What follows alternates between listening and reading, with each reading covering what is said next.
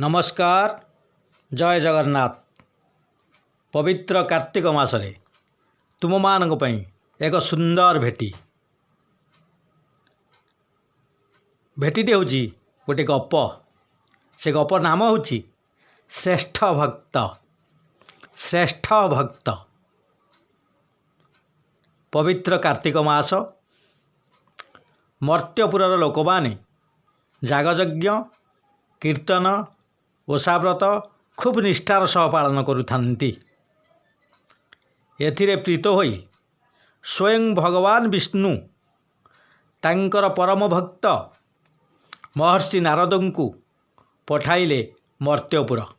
जाओ प्रति ग्राम को एक यूनिट भाव धरी जड़े जड़े श्रेष्ठ महिला भक्त को मोर पुरस्कृत करिवो।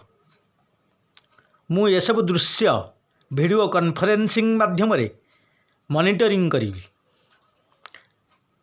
नारद ढिंकी आरोहण पूर्वक वीणावादन करी मर्त्यपुर एक ग्राम रे प्रवेश कले।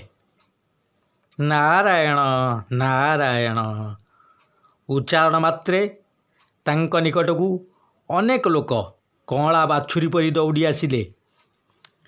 कारण पुछन्ते नारद मुनि नारायण आज्ञा को समस्त सम्मुख में पेश कले। तद अनुसार गाँ मुखिया एक सभार आयोजन कले। सबु महिला को डकागला। महिला माने नुआ लुगापटा पिंधि चिता चैतन्य मारी नाना वेशभूषा होई सभारे उपस्थित हेले। स्वतंत्र आसन रे मुनि उपविष्ट हेले। गाँर जड़े दुई जन मुंडियाल तांको दुई पार्श्व आसन ग्रहण कले। सभा आरंभ है। नारद पचारिले समस्ते उपस्थित अछंती तो? किए जने कहिला बाबाजी भारीजा नेतिर देखा नहीं। आउ किए कहिला तार आसीबा दरकार नहीं। से केबे मंदिर को जाएनी, दिय देवता दर्शन करेनी, सदा निज घर काम रे व्यस्त। बड़ पापीटा आज्ञा। ताकू डाकिबा जा न डाकिबा सेया। मुनिवर गंभीर स्वर रे कहिले भगवान विष्णु का निर्देश समस्ते उपस्थित रहिबे। से कौन मते अवज्ञा करुछि? मुखिया निर्देश रे दीटा टाणुआ टोका ताकू घिड़ी घिड़ी करी घोषाड़ी आनले।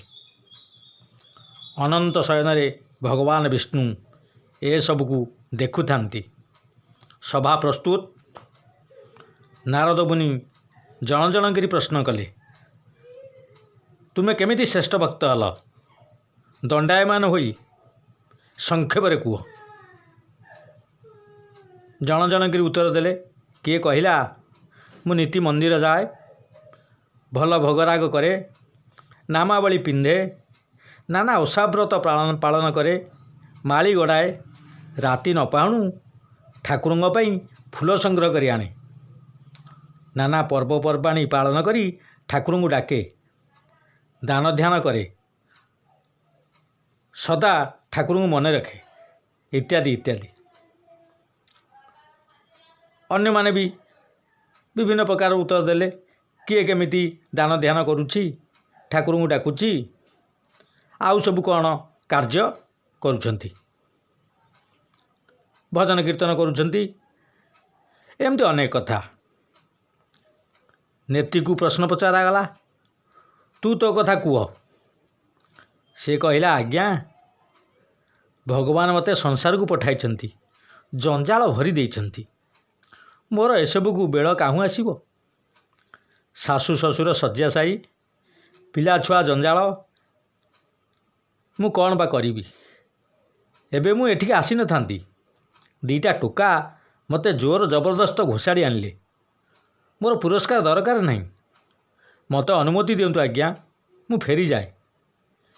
भात हांडी बसीथिला, उतुरीबणी, बुढ़ाबुढ़ी मते खोजिबेणी। नारद रागी जाई कहले चुप कर, तुम बाचलामी। समस्ते कटमट आखिरे ताकू चाहितांती। विष्णु मुरुकी मुरुकी हसुथांती। ନାରଦ ମୁନି ଟିକେ ବିଷ୍ଣୁଙ୍କୁ ଚାହିଁ କହିଲେ, ନାରାୟଣ ନାରାୟଣ, ଆପଣ କୁହନ୍ତୁ କିଏ ଆପଣଙ୍କ ସାନ୍ନିଧ୍ୟ ଲାଭ କରିପାରିବ? ଟିକେ ହସି ବିଷ୍ଣୁ କହିଲେ, ମହାମୁନି, ମହର୍ଷି, ମହାଜ୍ଞାନୀ, ତୁମେ ମୋତେ ପ୍ରଶ୍ନ ପଚାରୁଛ? ତୁମେ କ'ଣ ଜାଣିପାରୁନା କିଏ ଶ୍ରେଷ୍ଠ ଆସନ ପାଇବ? ହଉ, ଯଦି ପଚାରୁଛ ମୁଁ ତାହେଲେ କହୁଛି। ନେତି ମୋର ଶ୍ରେଷ୍ଠ ଭକ୍ତ, ତା ଭକ୍ତିରେ ମୁଁ ପ୍ରୀତ। ନାରଦ ମୁନି ହତବମ୍ବ, ସଭା ସ୍ତବ୍ଧ ହୋଇଗଲା। କିଛି ସମୟ ପରେ ସମସ୍ତେ ନାରାୟଣଙ୍କୁ ଗାଳି ଗୁଲଜ କଲେ, ନାରଦ ମୁନିଙ୍କୁ ଅସମ୍ମାନିତ କଲେ। କହିଲେ, କ'ଣ ମର୍ତ୍ତ୍ୟପୁର ଆସିଥିଲ ଏମିତିକା ନ୍ୟାୟ କରିବା ପାଇଁ? ଏଇଥିପାଇଁ ବିଷ୍ଣୁ ପଠାଇଥିଲେ? ଯାଅ ଯାଅ। ନାରାୟଣ ବିଗିଡ଼ି ଯାଇ ଶୟନରୁ ଉଠିପଡ଼ି ସୁଦର୍ଶନ ଚକ୍ରଟିକୁ ଧରି ପକାଇବାରୁ ସମସ୍ତେ ଭୟରେ ଶାନ୍ତ ପଡ଼ିଗଲେ। ଭଗବାନ ବିଷ୍ଣୁ କହିଲେ, ହେ ଭକ୍ତଗଣ, ମୁଁ କର୍ମରେ ବିଶ୍ୱାସ କରେ। କର୍ମ ହିଁ ଭଗବାନ। ଲୋକ ଦେଖାଣିଆ ଭକ୍ତି, ଦାମୀ ଫଳମୂଳ, ସୁସ୍ୱାଦୁ ପ୍ରସାଦ ଇତ୍ୟାଦିରେ ନୁହେଁ। ନେତି ତା'ର କର୍ମ ସଠିକ୍ ଭାବେ ନିଭାଉଛି। ସେ କର୍ମରେ ବିଶ୍ୱାସ ରଖି ଫଳ ପାଇଁ ମୋ ଉପରେ ଭରସା ରଖିଛି। କେହି ଭକ୍ତ ହେବା ପାଇଁ ଭକ୍ତି କଲେ ଶ୍ରେଷ୍ଠ ହୋଇପାରିବନି। ଭକ୍ତି କଲେ ଆପେ ଭକ୍ତ ହୋଇଯିବ। ପୁରସ୍କାର ପାଇବା ପାଇଁ କାର୍ଯ୍ୟ କଲେ କେହି ପୁରସ୍କୃତ ହୁଏନି। କର୍ତ୍ତବ୍ୟନିଷ୍ଠ ଭାବେ କାର୍ଯ୍ୟ କଲେ ହିଁ ପୁରସ୍କାର ମିଳିଥାଏ।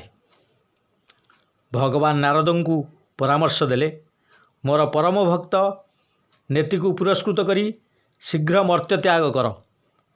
ଏମାନେ ଆଦୌ ଭଲ ଲୋକ ନୁହନ୍ତି। ସମସ୍ତଙ୍କ ମୁହଁ ଲାଜରେ ଲାଲ ହୋଇଗଲା। ନେତି ତା'ର କର୍ମକ୍ଷେତ୍ରକୁ ଫେରିଲା। ମହର୍ଷି ନାରଦ କଟାକ୍ଷ ଚାହାଣିଟିଏ ହାଣିଦେଇ ନାରାୟଣ ନାରାୟଣ ଉଚ୍ଚାରଣ ପୂର୍ବକ ସ୍ୱର୍ଗକୁ ଲେଉଟିଲେ। ନାରାୟଣ ନାରାୟଣ। ଏଇଠାରେ ମୋ ଗପଟି ଶେଷ ହେଲା। ଯଦି ଗପଟି ଭଲ ଲାଗିଥାଏ, ଲାଇକ୍, ସେୟାର, କମେଣ୍ଟ କରିବା ସହିତ ମୋ ଚ୍ୟାନେଲଟିକୁ ସବସ୍କ୍ରାଇବ୍ କରିବାକୁ ଭୁଲିବେନି। ନମସ୍କାର, ଜୟ ଜଗନ୍ନାଥ।